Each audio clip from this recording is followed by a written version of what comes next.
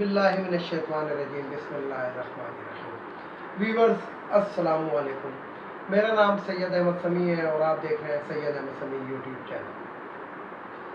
Viewers, मैं आज आपसे दो मौजूओं पे बात करूंगा। एक तो वही जो स्टील मिल की कल मैंने आपको बात बताई थी, स्टील मिल की तबाही किस वजह से हुई, और दूसरी बात मैं आज आपको जस्टिस काजी ईसा फाइज के बारे में यानी कि मैं आपको अपडेट दूँगा।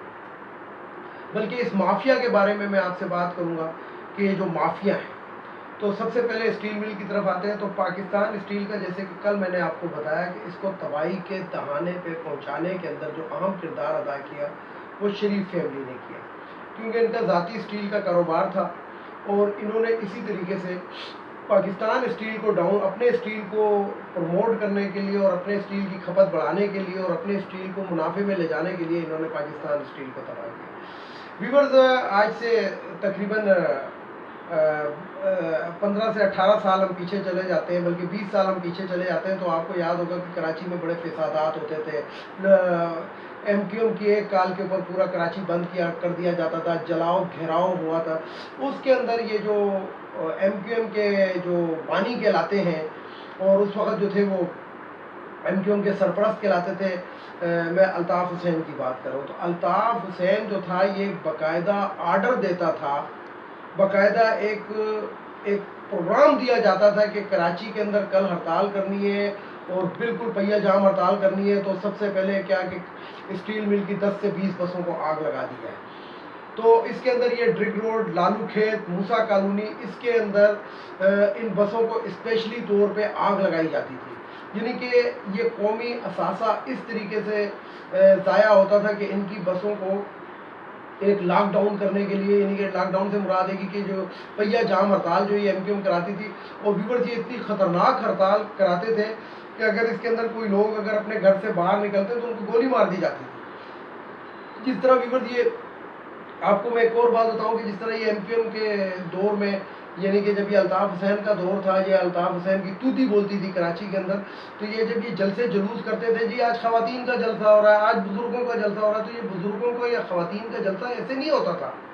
ये ख़वातीन का जलसा ऐसे होता था कि एक घर के अंदर फ़र्ज़ करें कि 3 से 4 ख़वातीन होंगी, तो किसी छोटे बच्चे को अपने सेक्टर के अंदर या यूनिट का, वो जो यूनिट इन्होंने बनाए हुए थे और सेक्टर बनाए हुए थे, उसके अंदर वो बच्चे को बुला लिया जाता था ऐसे टॉफ़ी शॉफ़ी दे के, और उसके बाद उसके घर पे बताया जाता था कि बच्चा हमारे यूनिट के अंदर है, तो आप लोग सारे जलसे में जाएँ और उसके बाद अपना बच्चा ले लें। तो ये इस तरह करते थे। और इसी तरीके से इन्होंने स्टील मिल के साथ किया कि स्टील मिल की बसें जो थीं वो इनके जलसे जुलूसों के अंदर बाकायदा ढोने के, मतलब इन लोगों को लाने ले जाने के काम आती थी, और उनको बसों को बेदरेग आग लगा दी जाती थी। वो किस लिए लगा दी जाती थी कि एक हरासमेंट का माहौल पैदा किया जाता था। इसी तरीके से व्यूअर्स, जो स्टील मिल का जो लोहा था, ये जितने भी इनके ये यूनिट के दफ्तर बने थे, सेक्टरों के दफ्तर बने थे, जो हर जगह पे बने होते थे, कभी चौक के बीच में बना लेते, उसके अंदर से लाखों हज़ारों टन सरिया जो होता था वो स्टील मिल का लगा होता था, और वो स्टील मिल से चोरी किया जाता था। और चोरी, आपको पता है, जैसे मैंने आपको कहा कि स्टील मिल के ऊपर जो था MQM का एक होल्ड था, और इसी तरीके से जो स्टील मिल के अंदर जो डॉक्टर्स थे और दवाइयाँ जो होती थी व्यूअर्स, तो वो जो दवाइयाँ थी वो कराची की फिर नॉर्मल फार्मेसी की दुकान के ऊपर जो 350 रुपये का फ़र्ज़ करें कि एक वो पत्ता या दवाई है, तो वो उधर वो 30 से 40 रुपये के अंदर ये स्टील मिल के मुलाजमीन आके फ़रोख्त करते थे, क्योंकि बेदरेग एक बहुत जिसे कहते हैं कि एक सोने की कान को रोज़ाना लूटा जाता था। इसी तरीके से व्यूअर्स, अब मैं आपको बताऊं कि ये जो हुकूमत इनका स्टील मिल को बंद कर रही है, तो वो ऐसे नहीं बंद कर रही कि इनको बेरोज़गार कर देंगे। बेरोज़गार नहीं, इसके अंदर एक एवरेज मैंने आज बैठ के निकाली थी, तो तकरीबन जो मुलाजमीन ये 10 से 15 हज़ार जो डाउन साइजिंग की जाएगी और निकाले जाएंगे ताकि स्टील मिल को फिर वो किया जाए, यानी कि कमर्शलाइज किया जाए, तो इसके अंदर हर बंदे को गोल्डन शेक हैंड के तरीके से निकाला जाएगा और उसको 25 लाख रुपए, एक मैंने जो एवरेज निकाली है वो तकरीबन हर बंदे को 25 लाख रुपए की अमाउंट दी जाएगी। इसमें कुछ लोग ऐसे हैं जिनको 25 लाख से कम भी होगी, लेकिन वो इस वजह से मैंने एवरेज 25 लाख की निकाली कि बाद लोगों को 50 और 60 लाख रुपए भी मिलेंगे। यानी कि जो जिसका जितनी सर्विस होगी, लेंथ ऑफ सर्विस, और जितनी जिसकी काबिलियत होगी और जितने ओहदे पे वो फाइज रहा होगा उसको उस हिसाब से पैसे दिए जाएंगे। बहरहाल जो एवरेज निकली है वो तकरीबन 25 लाख रुपए पर हेड की निकली है। तो व्यूअर्स, ये 25 लाख एक मामूली रकम नहीं है, अगर बल्कि 25 लाख क्या, अगर 20 लाख रुपए भी एक बंदे को मिल रहे हैं तो ये मामूली रकम नहीं है इसके अंदर। और दूसरी बात ये कि जो बेरोजगारी का रोना रो रहे हैं, तो स्टील मिल तो तकरीबन 8 साल से बंद पड़ी है। ये तो नवाज शरीफ के दौर के अंदर बंद कर दी गई थी, बल्कि जरदारी के दौर में बंद कर दी गई थी। तो वो जो लोग हैं वो दूसरी जगह पे पहले ही नौकरियां कर रहे हैं, क्योंकि वो वहाँ पे तो जाते नहीं है, वो तो सिर्फ ववेला करने के लिए कि जी इस दफ़ा 3 महीने हो गए तनख्वाह नहीं मिली, 2 महीने हो गए तनख्वाह नहीं मिली, और वो हुकूमत बेल आउट पैकेज देती है। उसके अलावा वो लोग नौकरियां कर रहे हैं कराची के अंदर। तो बेरोजगारी का कोई इतना खतरा नहीं है, बल्कि जो अगर ये यूटिलाइज करें जो पैसा इनको मिलेगा, अगर जो बेरोजगार हैं जिन्होंने वाकई कहीं पर नौकरी नहीं कर रहे, तो ये एक हैंडसम अमाउंट है और इसके अंदर कारोबार किया जा सकता है। व्यूअर्स, अब आते हैं ये जस्टिस फाइज ईसा साहब के केस के ऊपर। तो इसके लिए व्यूअर्स जितना भी आप लोगों को बताया जाए, ये यानी कि जिसे कहते हैं कि सूरज के आगे चिराग नहीं रखा जा सकता। जस्टिस फाइज ईसा साहब जो है, व्यूअर्स इससे पहले मैं आपको एक बात बता दूं कि हमारे मुल्क के अंदर ये देखें, जायदादें जज ने साबित करनी है कि जायदादें मेरी हैं कि नहीं है, या है तो मैंने किस तरह बनाई, और उसके ऊपर हंगामा और हड़ताल और जो बाइकाट कर रहे हैं वो वकला कर रहे हैं। यानी कि एक अहमकों की दुनिया है ये, कि असासे किसी के और हड़ताल कोई कर रहा है, या फिर ये बैकडोर कोई उनके साथ गेम खेला जाता है। यानी कि ये एक माफिया है कि अगर ये जज साहब की, या यानी कि आप इससे अंदाज। इसी तरीके से व्यूअर्स, अगर हम शरीफ फैमिली के असासों की बात करते हैं, तो तकलीफ जो होती है वो गरीब आवाम को हो रही है कि गरीब आवाम जो जिस तरह पीपल्स पार्टी के जियाले कराते हैं और नून लीग के भी कुछ ना कुछ कहलाते हैं, तो हड़तालें वो कर रहे हैं। ओ भाई, फैक्ट्रियाँ उन्होंने बनाई है, तुम्हारे पास क्या है, तुम्हें उन्होंने क्या दिया है, ये तुम्हारे पास कितना असासा है। तो आप अपने कारोबार में लगे, अपनी दिहाड़ियों में लगे, आप जो काम करते हैं उस पर लगे, ना कि आप इन हंगामों के वो हों। तो जस्टिस फाइज ईसा में एक ब्रेकिंग न्यूज़ दे रहा हूँ कि जस्टिस फाइज ईसा साहब ने वकला को, और ये जो सुप्रीम कोर्ट बार एसोसिएशन है, इसके अंदर दरपर्दा कुछ लोगों से मुलाकातें की हैं, और उनको ये कहा गया है कि 14 जून को आप कोई ऐसा हंगामा बर्पा करें ताकि मेरे खिलाफ फैसला ना आ सके। यानी कि ये इफ्तिखार चौधरी 2 फिल्म का ट्रेलर अब चलना शुरू हो जाएगा। जो इफ्तिखार चौधरी ने किया था उसको तो एक साबित भी हो चुका है, ये मेरे अल्फाज नहीं है, ये उस वक़्त के वज़ीर दाखिला रहमान मलिक के अल्फाज हैं कि इसको इंडिया से फंडिंग हो रही है। चौधरी इफ्तिखार को इंडिया से फंडिंग हुई थी और वो पैसा वकला में तकसीम किया गया था, और वकला इसलिए सड़कों पर आए थे। अदरवाइज़ वकला को इससे क्या मकसद था? वकला देखिए, सुप्रीम कोर्ट का एक अलहदा वकील होता है, वो मतलब एक नॉर्मल वकील जो होता है वो हाई कोर्ट तक केस लड़ सकता है, सुप्रीम कोर्ट के लिए वकील ही अलग होते हैं। लेकिन सेशन कोर्ट के वकील भी इसके अंदर आके शामिल हो गए थे इफ्तिखार चौधरी की कंप्लेन के अंदर, इसलिए कि पैसा बेदरेग इंडिया ने दिया था और वो तकसीम किया गया था, मुल्क में अदम इस्तेहकाम फैलाया गया था। इसी तरीके से फाइज ईसा साहब जो है वो भी उसी डगर के ऊपर चल रहे हैं। यानी कि उन्होंने तो सीधा कह दिया, जो उनके जो भाई बंदे हैं जो वो बेंच के अंदर जो बैठे हैं, उन्होंने तो सीधा कह दिया कि जी जज के अगर असासे ज़्यादा हैं तो हुकूमत को इससे क्या। यानी कि जज वो मुकद्दस गाय है कि जो मर्जी कर ले, जितने मर्जी इनके असासे हो जाए, जिस तरह मर्जी ये कमा ले, इनको कोई पूछे ना, क्योंकि अगर पूछेंगे तो जनाब फिर तो सड़कों पे वकला निकल आएंगे और अदलिया का तहफ़्फ़ुज़ और अदलिया का वो, ये ऐसे ही है व्यूअर्स, ये ऐसे ही है कि जिस तरह एक खातून जो है वो किसी जगह पे पकड़ी जाती है तो उसके बाद वो कौम की बेटी बन जाती है। यानी कि मैं आपको ये बताऊं, एक बात मैं आपको आज बता रहा हूँ, ये समझ लें कि मैं इस वीडियो के अंदर तमाम लोगों को पता लग जाए। इसराइल की फ़ौज में तकरीबन 600 पाकिस्तानी लड़कियां मुलाजिम हैं। اور ویورز اگر کوئی اس کو کہتا ہے تو یہ یوٹیوب کے اوپر بھی موجود ہے، فیس بکوں کے اوپر بھی موجود ہے، اور ہر ایک کے میسیج یہ وہ ہر چیز موجود ہے. تو 600 پاکستانی لڑکیاں جن کا زیادہ تر کا جو تعلق ہے یہ ہمارے پنڈی کے علاقے کوٹلی ستیاں اور ان علاقوں سے، اور ایبٹ آباد اور ہری پور ہزارہ سے ان خواتین کا تعلق ہے، اور یہ اسرائیلی فوج میں باقاعدہ بھرتی ہوئی نہیں ہے.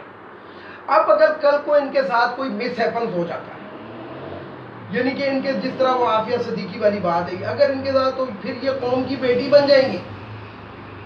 ایک طرف ہم کہتے ہیں کہ ہم اسرائیل کو تسلیم نہیں کرتے، اسرائیل کا جو یار ہے وہ غدار ہے، اور اسرائیل یوں ہے اور اس نے فلسطینیوں پہ یوں کیا ہوا ہے، اور دوسری طرف جو پیسہ کمانے کے لیے ہماری ہی لڑکیاں، اب جو لڑکیاں وہاں پہ اس فوج میں بھرتی ہو کر گئی ہیں تو مرد پتہ نہیں کتنے ہوں گے، تو کیا ان کے بھائی بندوں کو نہیں پتا کہ اسرائیل ہمارا دشمن ہے؟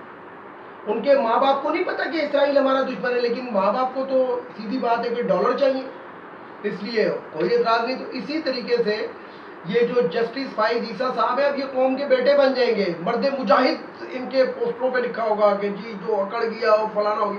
حالانکہ دوسرے الفاظ میں یہ بھی چور ہے، کیونکہ چور وہ شخص ہوتا ہے کہ جو اپنا منی ٹرائل نہیں دے رہا ہوتا اور بات ادھر ادھر کر رہا ہوتا ہے، جی فلانے نے بھی ایسا کیا، فلانے کی بھی آپ شور کر. او بھائی آپ اپنی قبر میں جائیں گے، آپ اپنا حساب کتاب دیں، آپ فلانے کی کیا کر رہے ہیں؟ آپ فلانے کے کون سے ذمہ دار ہیں؟ آپ نے اس کی قبر میں جانا ہے، آپ نے اپنی قبر میں جانا ہے. آپ نے جو اپنی بیوی کے نام پہ، بچوں کے نام پہ، جو بچے جسے کہتے ہیں کہ چھوٹے تھے، جو کما بھی نہیں سکتے تھے، آپ کی بیوی جاب لیس تھی، جو جاب بھی نہیں کرتی تھی، اس کے باوجود انہوں نے فلیٹ کیسے خریدے یا مکان کیسے خریدے یا وہ جائیدادیں کیسے خریدی؟ آپ سیدھا اور سمپل اس کا جواب دیں.